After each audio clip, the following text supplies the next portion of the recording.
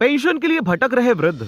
मस्तूरी जनपद क्षेत्र के ग्रामीण पेंशन के लिए भटक रहे हैं। पेंशन पाने के लिए जनपद कार्यालय का चक्कर लगाने को मजबूर हैं ग्रामीण। दरअसल मस्तूरी जनपद पंचायत क्षेत्र में लगभग कुल 30,474 लोगों को पेंशन मिलता है। वहीं ग्राम पंचायत सरसेनी में कुल 218 लोगों को पेंशन मिलता है, लेकिन सरपंच सचिव की लापरवाही से अब तक लगभग 50 लोगों को 7 माह का पेंशन नहीं मिला है, जिसके लिए वृद्ध जनपद कार्यालय का चक्कर काट परेशान है।